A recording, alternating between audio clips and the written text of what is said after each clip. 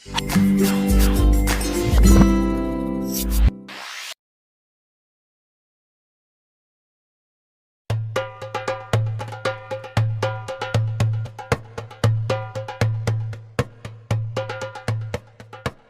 Musa dan Harun akhirnya bertemu dengan Fir'aun yang didampingi beberapa penasehat pemerintah lainnya. "Siapakah kamu berdua ini?" tanya Fir'aun. Nabi Musa pun menjawab, "Kami Musa dan Harun adalah pesuruh Allah.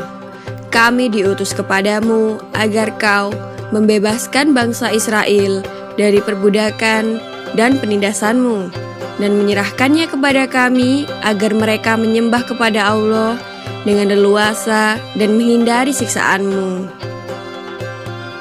Fir'aun tertawa sinis dan mengejek Musa dengan mengatakan bahwa Musa tidak tahu diri. Dulu ia diasuh dan dibesarkan di istana Mesir, kini malah berbalik menentang Fir'aun. Musa dianggap orang yang tak tahu balas budi. Nabi Musa lalu menjawab bahwa semua itu dikarenakan ulah Fir'aun sendiri. Seandainya Fir'aun tidak memerintahkan untuk membunuh bayi laki-laki, tidak mungkin Musa dihanyutkan di sungai Nil dan akhirnya ditemukan dan diambil sebagai anak angkat oleh istri Fir'aun. Jadi, Musa merasa tidak berhutang budi kepadanya. Hanya Fir'aun sendirilah yang menyebabkan semua itu terjadi. Nabi Musa juga berkata, "Adapun mengenai pembunuhan yang dulu kulakukan adalah akibat godaan setan. Namun peristiwa itu akhirnya menjadi rahmat bagiku. Sebab setelah aku melarikan diri dari negerimu, aku dikaruniai hikmah dan ilmu oleh Allah, dan aku diutus sebagai Rasul. Maka datanglah aku kepadamu untuk mengajak engkau dan kaummu menyembah Allah." Siapakah Tuhan yang kau sebut-sebut itu? Adakah Tuhan lain di atas bumi ini selain aku yang patut disembah dan dipuja? Kata Fir'aun. "Ya, ada, yaitu Tuhanmu dan Tuhan nenek moyangmu, serta Tuhan seluruh alam semesta," jawab Nabi Musa.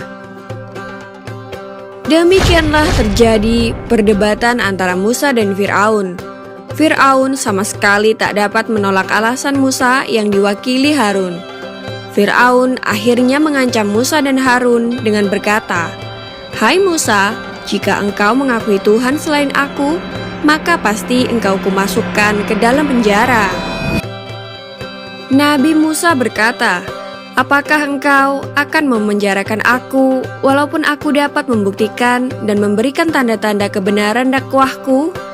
Lalu Fir'aun menantang dan berkata, "Datangkanlah tanda-tanda yang dapat membuktikan kebenaran kata-katamu, jika memang kau benar-benar tidak berdusta."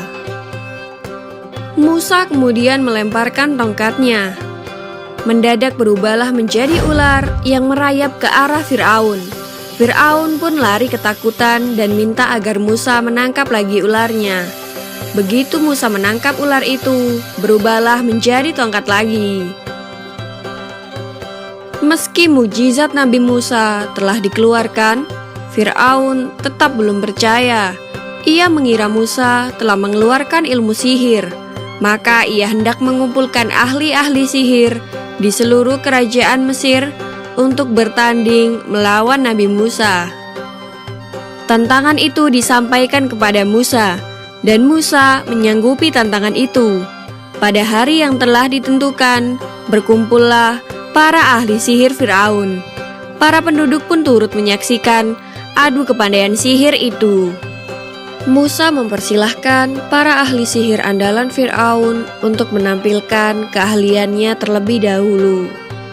Mereka melemparkan tali dan tongkat-tongkatnya.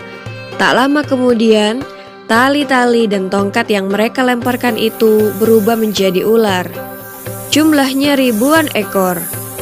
Fir'aun tertawa dengan bangga menyaksikan keahlian para ahli sihirnya. Penduduk pun juga banyak yang terkagum-kagum.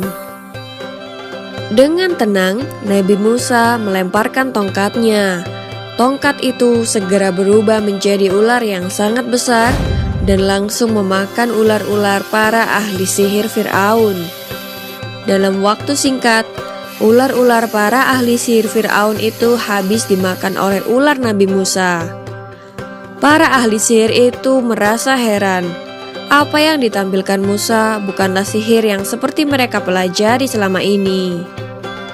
Sadar akan hal itu, para ahli sihir pun berlutut dan menyatakan diri menjadi pengikut ajaran Nabi Musa. Mereka bertaubat dan hanya menyembah Allah saja. Firaun pun menjadi murka melihat para ahli sihir yang telah bertaubat itu.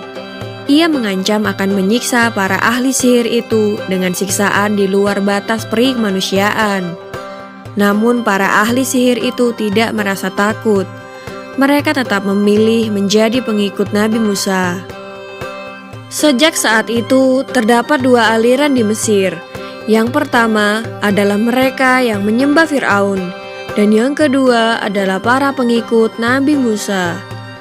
Namun para pengikut Nabi Musa makin lama makin banyak jumlahnya. Sebab ajaran Nabi Musa sangat jelas dan mereka dihormati sebagai makhluk Tuhan sama seperti lainnya. Tidak demikian dengan Firaun yang selalu bertindak kejam.